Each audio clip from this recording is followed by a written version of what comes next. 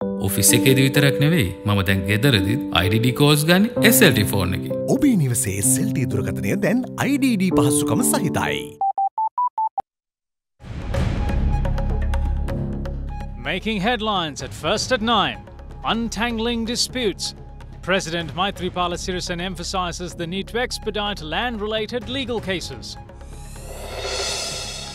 Party restructure. Minister Kabir Hashim heralds the possibility of changes to positions within the UNP across the board. Power of management. Minister Sarath Amunugama highlights the need for the government to perform in a competitive environment. If you look at Sri Lankan politics, which seems to be having a management problem these days. Carrier in crisis. Neighbouring India's state carrier to sell off a controlling stake along with its debt.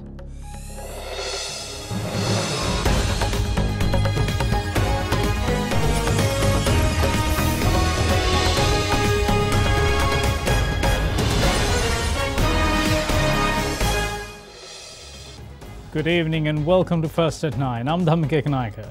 Today is the celebration of Christ's Passion, also known as Good Friday. Catholics around the country commemorated the crucifixion of Jesus Christ and his death at Calvary in a solemn service.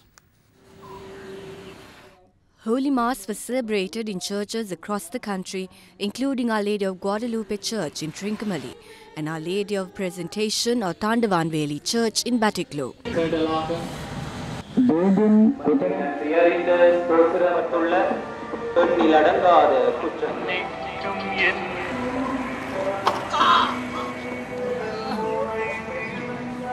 Good Friday is observed during Holy Week as part of the Paschal Triduum on the Friday preceding Easter Sunday and may coincide with the Jewish observance of Passover. Good Friday is the day on which Catholics commemorate the crucifixion of Jesus Christ.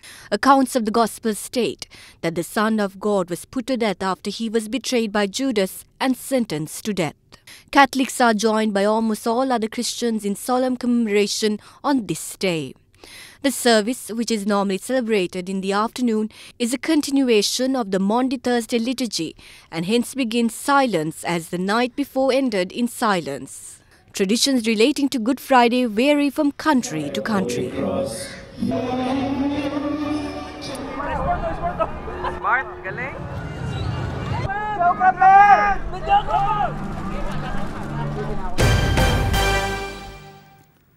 Now, President Maithripala Sirisena emphasised the need to expedite legal cases related to land issues at an event held in Polonnaruwa today, highlighting that it is mostly the low-income families that are affected by the delay of a final decision in these cases. The President went on to emphasise the need for fair and just rulings for the cases. Under the national programme to distribute 1 million deeds, 1,053 land deeds were handed over to farmers of the Polonnaruwa district at the Royal Central College in Polonnaruwa today. The event held under the patronage of President Maithripala Sirisena also saw the distribution of title deeds for 3 Buddhist temples and allocation of land for a mosque to further strengthen religious reconciliation. In our courts, over 75% of legal cases are related to land issues. Some even die away without a proper decision to their legal cases. That's why the President and the Prime Minister have instructed us to move forward with the programme to distribute over 1 million property deeds as one of the priorities of the government. I must say that the public disapproves all institutions related to land and property.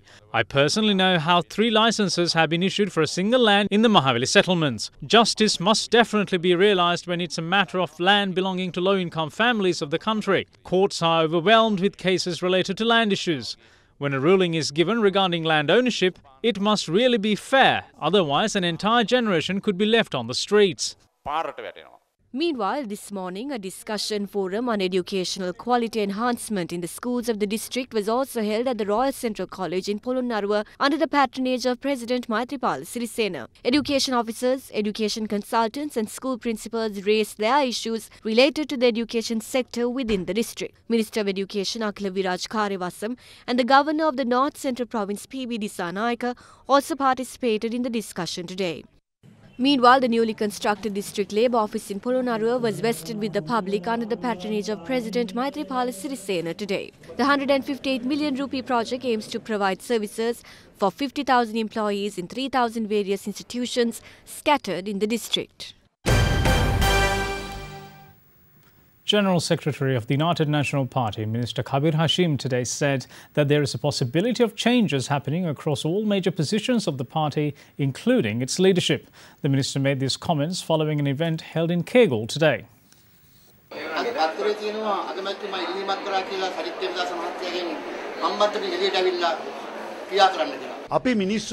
We should give people what they want. That's why our leader invited young leaders to come forward as a way to revive the UNP. We are preparing for a party restructuring process.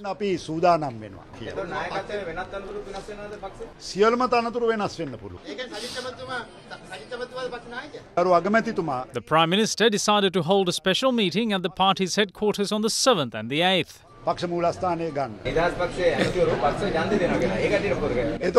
They would then have to sit with the opposition. They should leave if they can't stay in the government.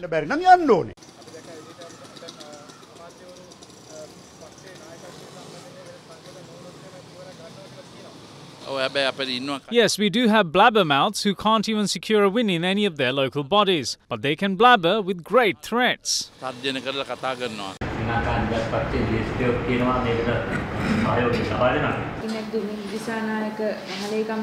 General Secretary of the SLFP, Duminda Disanayake, clearly said that all members should not support the no-confidence motion. It must be that he speaks the view of the President. He and the President can't have two different viewpoints.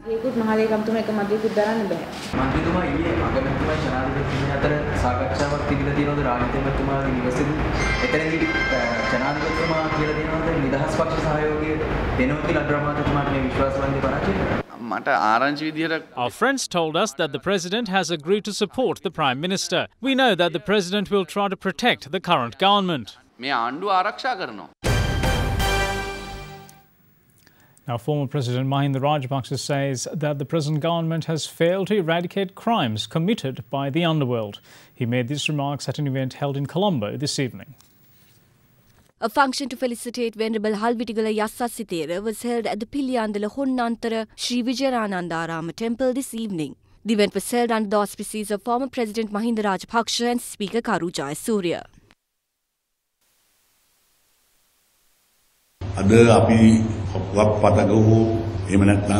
If we look at news reports, may it be on television or radio, we see that shootings are taking place on a daily basis. In the past few days, there have been over 6 shootings in Colombo alone. This is the current situation of our country. I do not know who to blame or hold responsible when murders like these occur. During our era, we were able to control the murders committed by the underworld. We were able to save the public and future generation from illegal drugs.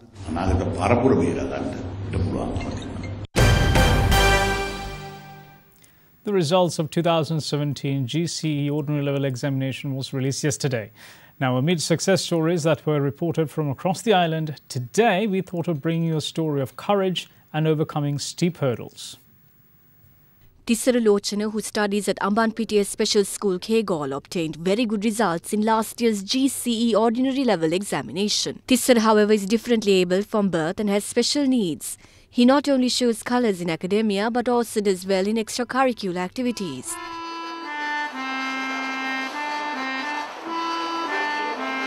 ගුරු මට මේ ජයග්‍රහණය කර ගැනීම සඳහා සහාය දුන්නේ ඒ කොට්ටිය. අනාගත බලාපොරොත්තුව මගේ software engineer කෙනෙක් වෙන්න.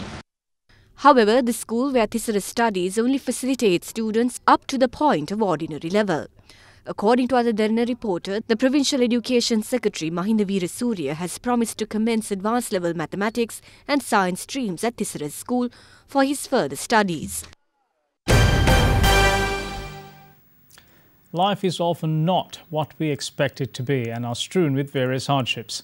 There are, however, varying degrees of such hardships, and some are truly unfathomable from the comfort of our cosy armchairs. We at Other Derana came across a small village in the Wanathavilluwa Divisional Secretariat with grim conditions, with about 40 families calling it home. Tirukkapalama village in Vanathavilluwa Divisional Secretariat was a border village belonging to the Puttlam district during the time of the conflict with the LTTE. Fishing was the main source of income for the 40 families living in the village. But now there's a problem. They are having to abandon their livelihood and turn elsewhere. This situation had led the villagers to work as labourers without much of an income for their hard effort. They don't even have access to proper infrastructure other than the power lines near their village. Families live in mud huts covered with woven coconut leaves for roofs.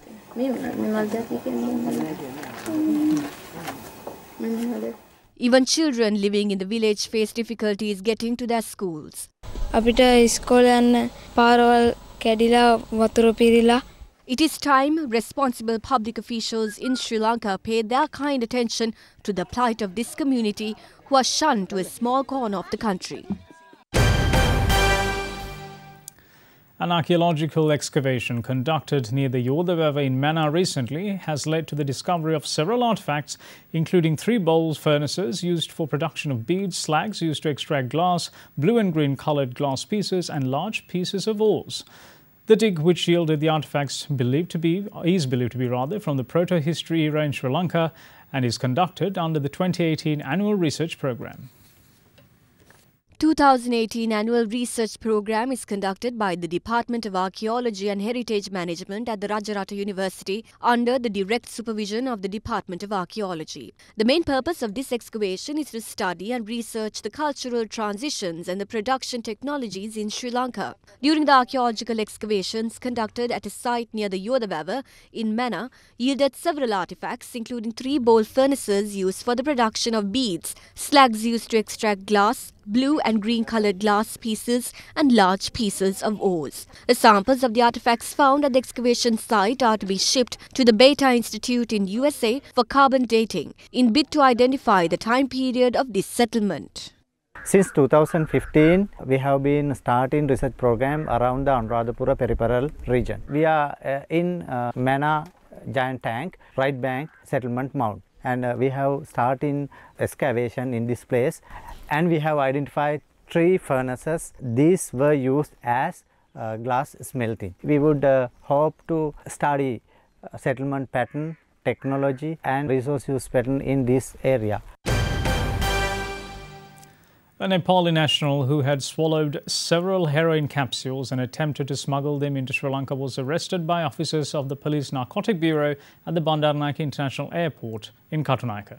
Police spokesperson SP Ruwan Gunasekara said the suspect, who had travelled from Nepal to Pakistan and then Dubai before reaching Sri Lanka, was apprehended at the airport at around 8:30 this morning. He has been taken to the Negombo Hospital where 8 heroin capsules have been recovered so far. Numerous accidents have been reported across the island, with a couple of them resulting in deaths. Here's a roundup of what happened. At the Kartagas Digiliya bus stop died after being run over by the same bus. An 84-year-old man died when a motorbicycle ridden by father and son collided with him in the area of Kamburugoda along the Bandaragama Kasbava road. In another accident, 2 lorries collided in the area of Kotetana in Kahawatha along the Ratnapura Ambalipitiya main road. Meanwhile, 2 more lorries collided, leaving one of the drivers in serious condition. The accident occurred when a lorry transporting fertilizer plying from Hatton to Nuwara was hit by a speeding lorry heading to Kotagala. A driver of an SLTB bus was arrested after a woman sustained serious injuries after being run over at the Ginigathena bus stand. Bus drivers, however, charged that various accidents have occurred due to a market being held at the bus stand. A 3-wheeler ploughed into a shop in the area of Galtude along the Bandaragama Kalutara road after its driver lost control of the vehicle. The incident was caught on CCTV. You are watching Sri Lanka's #1 news channel, Other Derana 24/7.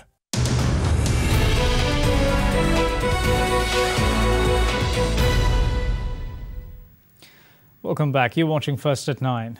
Now, Minister of Special Assignment Dr. Sarath Amunugama highlights that Sri Lanka lacks management prowess and it is high time the government learns how to perform instead of wasting time.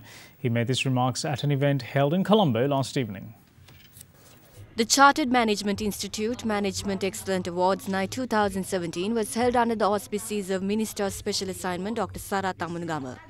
Awards were presented to top-performing managers and professionals in the fields of agriculture, industry and services, both in the public and private sector. If you look at Sri Lankan politics, which seems to be having a management problem these days, we have always been debating about ownership. The Port City project is a mega project in Asia. Our Hambantota port project, the port project of Colombo, where we have done extremely well, both the government sector and the private sector. Then the new LNG plants that we are going to have in this country. The industrial zones. So those are all global level ventures. So it is high time that we in Sri Lanka began to think of management as an absolutely vital top-level input for the future of this country. This country has been investing large amounts of money from its own domestic resources. We have also raised large amount of money by ways of loans and grants. So what are we doing with all that? With all that money that we have been playing around with for the last 20 or 30 years. So governments must learn to perform. They have no time to waste on so many other silly sideshows. Former Central Bank Governor Ajit Nivard Cabral says that when the former government handed over the administration to the present government in 2015, there was $3.4 billion worth of treasury bills and bonds invested by foreign investors. However, he added that due to the bond scam, it dropped to $1.7 billion in 1 year. He made these remarks at an event held in Kuliapitiya today. Because of the bond scam, Sri Lanka had to incur heavy losses. The central bank says that Sri Lanka makes a loss of 60 billion rupees every year because of this. The President and the Prime Minister both say that such incidents took place during Mahinda Rajapaksa's era as well. I directly told them that this is not true, and according to the procedures that were in place, it could not happen. I know it did not happen. If you can investigate and show us how it is so, and if there was any fault from our end, we will accept it and rectify the issue. They cannot do this. Even the Auditor General said that no such thing took place. We have lost many foreign investors because of this issue. When we handed over the government, there was $3.4 billion worth of treasury bills and bonds invested by foreign investors. In 1 year, this dropped to $1.7 billion. The government of India plans to sell a controlling stake in Air India along with roughly $5.5 billion of the state-run carrier's debt. India's junior civil aviation minister made the announcement yesterday. India's junior civil aviation minister Jayant Singha said yesterday that the government plans to sell a controlling stake in Air India along with roughly $5.1 billion of the state-run carrier's debt. One of the biggest divestments undertaken by Prime Minister Narendra Modi's government. The government plans to sell a 76% stake in the carrier that operates both domestic and international routes. The proposed sale will also include a 100% stake in Air India's low-cost arm Air India Express and a 50% stake in its ground handling arm SATS Airport Services. Bids for the assets are expected to be submitted by the 14th of May.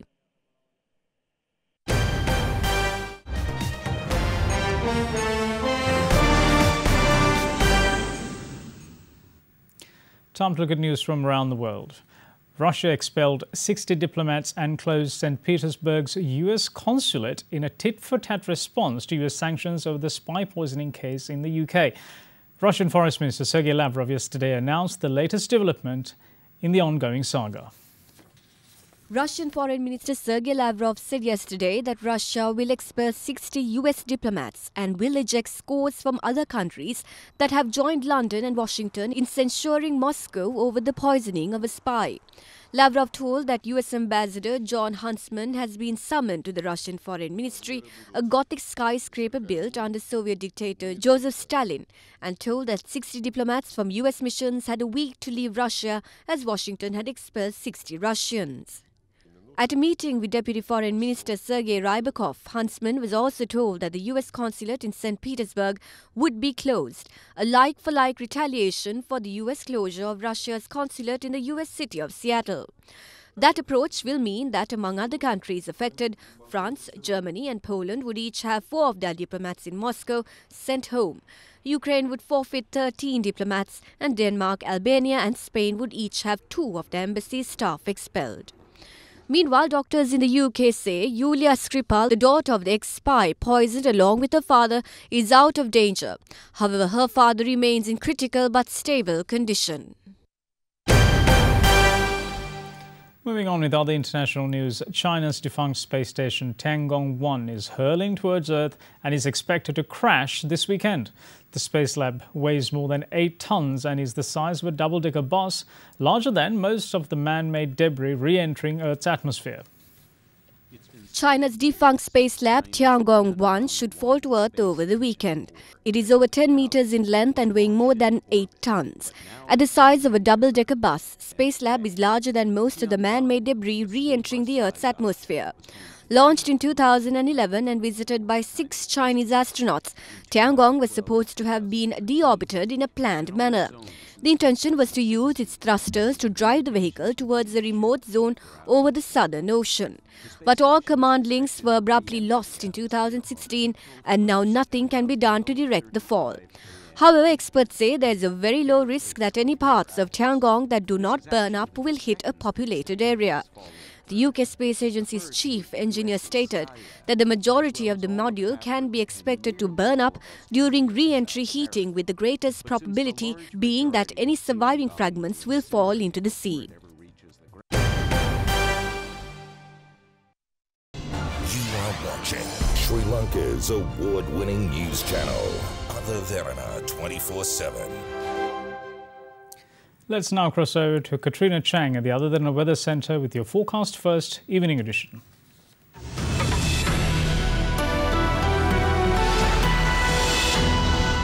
A very good evening and welcome to Forecast First. Now, your temperatures will vary between 20 and 32 degrees Celsius over the course of the day. If you take a look at the map, you can see that there will be a low precipitation zone in formation in the western region of the island and will gradually move towards the northern and southern part of the island. This could mean we can expect some thunder showers in the areas of Vavuniya and Puttalam, and moving downwards, however, some thunder showers can be expected in the cities of Kandy, Colombo and Galle. That is it from your weather centre tonight. Up next is your City by City forecast.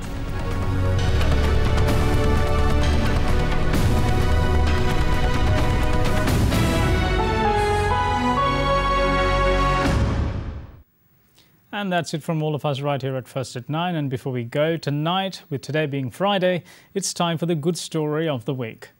Many parts of rural Kenya lack access to electricity, leaving residents shrouded in darkness as night falls. This week's good story comes from Njumbi in Kenya, where we meet John Magiro Wangari, who wanted to change their somber fate. Using a local river, scrap metal and a dynamo, Wangari built a hydroelectric power station in the town of Njumbi. Today, his clean energy solution generates electricity for 250 households, creating a brighter life for his whole community. His determination teaches us that the difference between possible and the impossible lies in the level of determination.